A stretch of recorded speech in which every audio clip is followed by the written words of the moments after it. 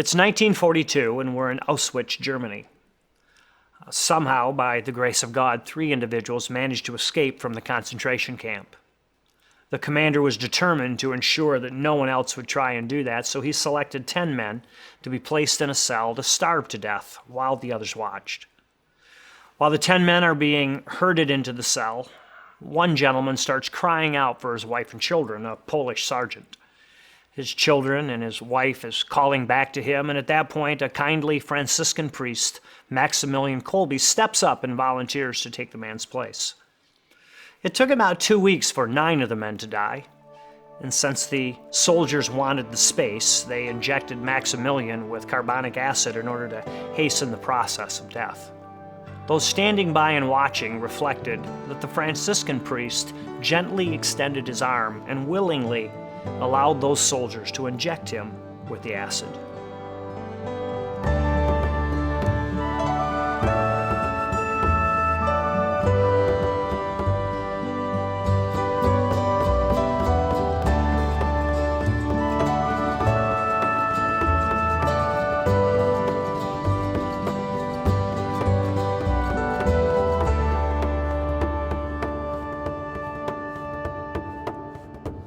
Up until this point in our great exchange, we've talked about our character, what God is doing in us, and how stewardship is actually something that's happening deep within our soul or deep within our being. It's the development of who God has created us to be. We've also talked about what God is doing around us, or our co-mission with God, how everything in our environment and in us and in our family and in our situation is being combined with what God is doing, and how we come alongside of Him in His activity of creation, of bringing heaven here to earth. Then we talked about, a little more specifically, our calling. Where it is that God is specifically saying, come here and work with me, work with God. How our past experiences, our abilities, our character, our uniqueness, our commission with God, how all of that gets wrapped up into specific activities of life. Today we start unpacking about the deeper relationships that are involved, us with God and us with one another. Stories like Maximilian Kolbe kind of beg the question, how is it that some people are moved to acts of heroism? What causes someone to say, hey, I'll step in, I'll give my life for that individual? What is it that causes people to rise to such a level of compassion, such a level of character, such a level of commission with God that they hear that specific of a sacrificial calling to literally give their lives for someone else?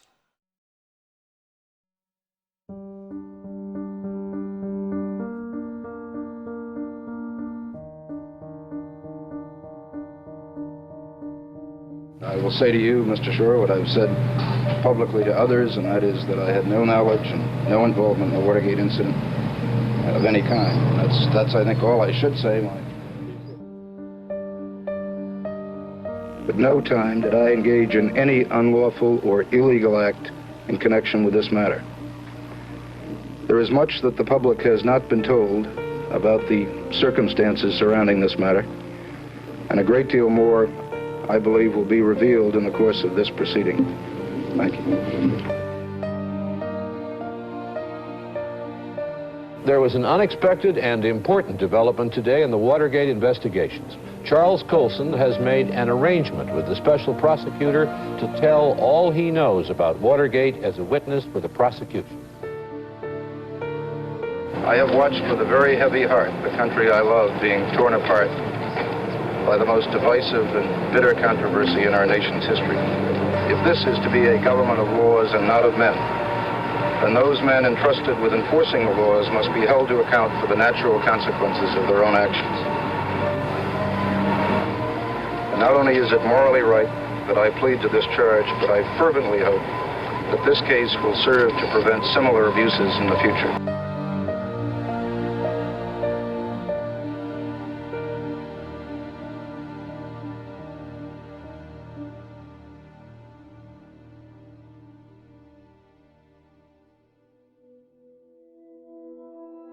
I did everything my way, and it crashed and burned. I was a driven guy. I had grown up in the Depression years where I saw neighbors standing in bread lines. I was going to get to the top no matter what. No matter what. Because I wasn't going to ever be caught in the position that I saw my parents in. I won't say I didn't have a conscience, I did. I had almost a self-righteousness about me. Self-righteousness is the worst enemy of all because you can't see your own sins. I ended up going to prison because of that.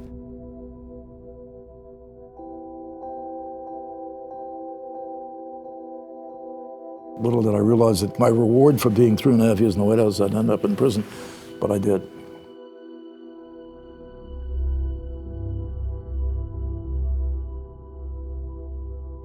For me, going to prison was a shock. You're thrown a pair of underpants with 5 numbers stenciled on them. I knew I was the 6th person to get that pair of underpants. So it's very dehumanizing, and I felt shame. I'd look out and I'd feel, I really have made a mess of it. I'd always thought about prisons where they're hardened convicts and you know, they're breaking rocks or they're behind bars or they're violent people. There were a lot of nights when I'd wake up with this cold chill come over me thinking, you know, I can get beaten up or abused. You know what prisons are like. You know, there's a lot of forced rape in prisons. You going as a high-profile former government official, there are going to be guys that are going to want to get to you. That's a big drop. You couldn't have made it without Christ in my life, I know that. And I couldn't have made it if there wasn't in the back of my mind a belief that God had a purpose for this.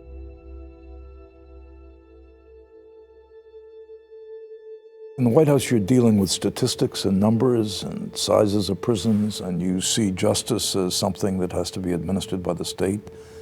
And if these guys have broken the law, good enough for them. They belong in prison. In prison, I discovered a lot of human beings who had committed crimes. You had a mix of people from every kind of crime you could imagine, every strata of life. And I discovered they're all like I am. I suddenly realized I'm not any different than these guys. I'm not any better than these guys. I committed a crime too. Mine was, you know, nobody got killed, but we both prisoners. We had that common identification.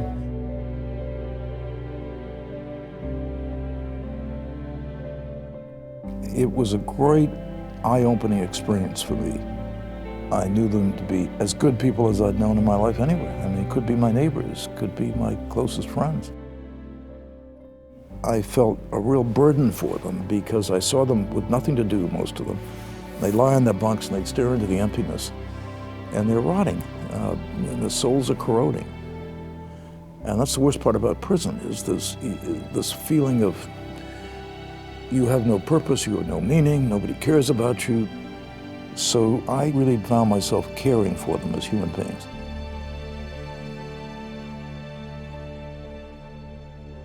And while it was the most difficult experience of my life, I can stand here tonight and honestly say to you that I thank God for it, because in prison, I truly found freedom.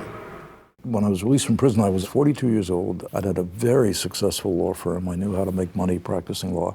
I could have gone back and done it, but I thought this is a time in my life when I should take stock. And it was during that period that I woke up in the middle of the night with what seemed to me a vision of what God wanted. Well, in less than a month, Minnesota will join 3 other states turning to the church for help in rehabilitating prisoners. The Department of Corrections is teaming up with a Christian group called Prison Fellowship. I came to love men. I came to know them as brothers, men that before in my life I'd have gone to any lengths to avoid meeting or being with. But above all, I saw the miracle of how God works in the life of man. Inmates have a capacity for scoping you out faster than any group of people I've ever met. And it's because they're con men, many of them, and they've been conned by the best, and they look at everybody through their prism, through their lens. And if you're sincere, they know it like that.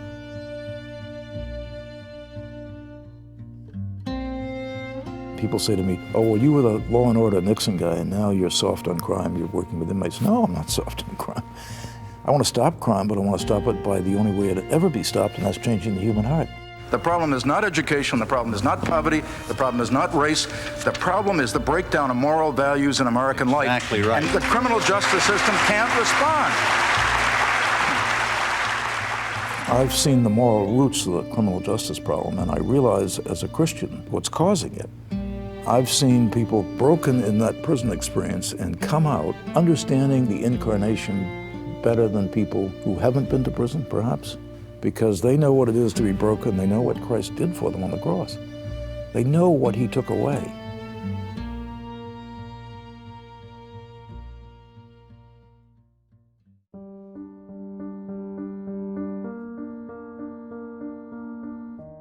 I've often thought back about my time in the White House, and I don't remember anybody ever coming to me and saying, what you did with the president with all these big decisions affected my life.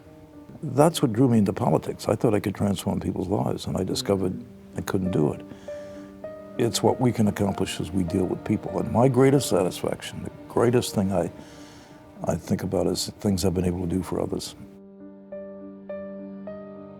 Mr. Charles Colson, once the toughest of the White House tough guys, a man believed by many to be standing in the need of prayer as well as a good defense lawyer, Mr. Colson has made page one with the news of his conversion to religion. A good many people here, anxious to believe in something, are quite willing to take Colson's change of heart as real. I have committed my life to Jesus Christ. I can work for the Lord in prison or out of prison. That's how I want to spend my life. If there are people in need, you've got to be meeting their needs. If you really feel what they're going through, if you can really identify with that, then you get a burden for it. That's the root of compassion. You're living in that person's world instead of your own. Now, that isn't necessary. You can identify with people with compassion without having had to experience that. Sharing in the suffering is what gives you the common bond. But having been there, it was indelibly impressed upon me.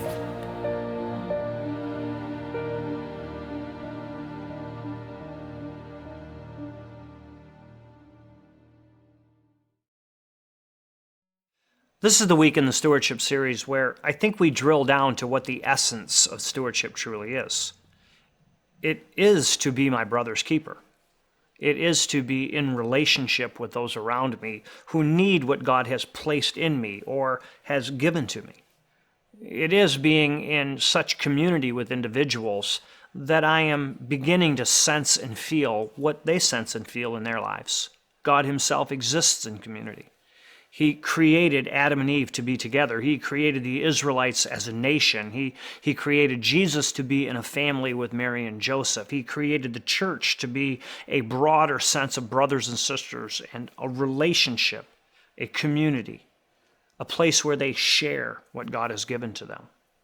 True compassion is understanding where we connect at the deepest level and where it is that we truly need one another at our basic sense of who we are in Jesus. By making us stewards of our brothers and sisters, God is helping us identify ourselves. He calls us into that sense of community and compassion and identification with one another. Grab your Bibles and come with me to Mark, the first chapter. Let's start with verse 40. Let's see how Jesus literally trades places with an individual in order to show his compassion for him. A man with leprosy came to him and begged him on his knees, "If you are willing, you can make me clean." Jesus was indignant. He reached out his hand and touched the man. "I'm willing," he said, "be clean." Immediately the leprosy left him, and he was cleansed. Jesus sent him away at once with a strong warning. "See that you don't tell this to anyone, but go, show yourself to the priest and offer the sacrifices that Moses commanded for your cleansing, as a testimony to them." Instead, he went out and he began to talk freely, spreading the news. As a result, Jesus could no longer enter a town openly, but stayed outside in the lonely places. Yet the people still came to him from everywhere. There are probably three specific things I'd like us to take away from this passage. The first one was actually Jesus' emotion.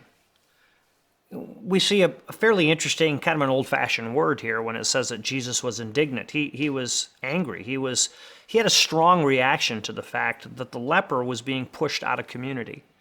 Maybe even a strong reaction to the fact that the leper wondered if Jesus was even willing to touch him, was even willing to share an experience with him, was even willing to admit that Jesus could connect with a man who had leprosy. The second thing we need to notice is that Jesus took action and he crossed over some maybe cultural barriers or some really religious law barriers. He violated the law by touching the leper, by being in the presence of the leper. He violated what many of the priests and the Pharisees and the religious leaders would have seen as appropriate or inappropriate. Jesus became part of the leper's experience. He didn't push him away. He didn't think he was part of another group of people. Jesus, in his compassion, related to the individual. The man wasn't a project for Jesus. He wasn't a miracle to be performed so Jesus could prove who he was. He wasn't a miracle to be performed so others would see Jesus. Matter of fact, if you notice in the passage, Jesus said, "Don't tell anybody what I did. I don't want this to be part of my resume, if you would, or I don't want this to be part of my identity. Be quiet about this." But we can see that the man, and I could relate to that. If someone healed me, I don't know if I could be quiet. The man runs into the temple. He runs in front of the priest and says, "Jesus did this to me," which brings us to that third point. Jesus actually trades places with the man who's been healed. The man who's been healed went from loneliness to community. Jesus went from community to loneliness. Because of his action, because of his compassion, because he crossed over, because he acted on his emotion, the sense that it was not right for the leper to be alone. It was not right for the leper to wonder if Jesus cared enough. Because Jesus acted on that, he had to go to the lonely places. He was the one that was then inconvenienced. In stewardship, when we act out of our compassion, that could very well be our experience. That we put ourselves alongside of those we are serving. We see where we are connected in our humanness, our sonship or daughtership in Jesus. We see where the image of God is in all of us. And at times, when we act in compassion, we would find ourselves trading places with the other individual. That empathy that we develop actually changes us, maybe more than we change the person we're serving. When we act as Jesus does, we relate. When we serve as Jesus does, there's life change. When we invest, it will cost us something, but it will put us in a position where our community is expanded, the number of relationships grow, and our sense of seeing God work right at the tips of our fingers can be amazing. This is the most basic concept, probably, of all of Christianity. God didn't save us. God didn't rescue us. God didn't bring us back into relationship with him by some kind of edict or hierarchical law. He sent Jesus to us. His compassion for us caused him to come to us, to be in relationship, in community with us. Our response is quite simple. We go to those then that we have compassion on. We don't send things. We don't do things from afar. We go to people. We enter into life with them, experience life as they experience, maybe understand their needs on a much deeper level because we do life with them. We act on our compassion. We allow ourselves to feel. We allow ourselves to not be insulated. We allow ourselves to not make people a project, but enter into life with them. So, who needs you this week? Who do you see out of the corner of your eye, or who do you drive by?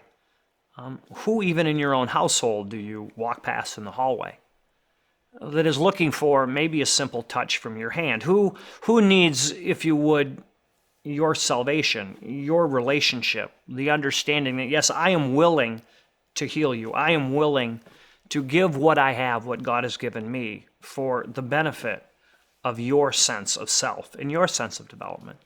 What is it that God is calling you because he's called you into mission with him and he's created you in a unique and special way and wants to deepen you and cause you to understand a fuller and fuller life? What is it that God is calling you to do? Who is he calling you to be in relationship with, to have solidarity with. I know that can sound maybe like a bit of a cold word, but it really means to be in a solid unity with, to lock arms with, to be hand in hand with.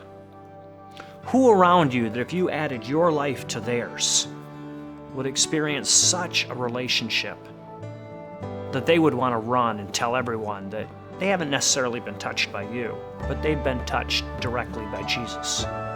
A lot depends on the answer to that question. Who is it that needs you this week?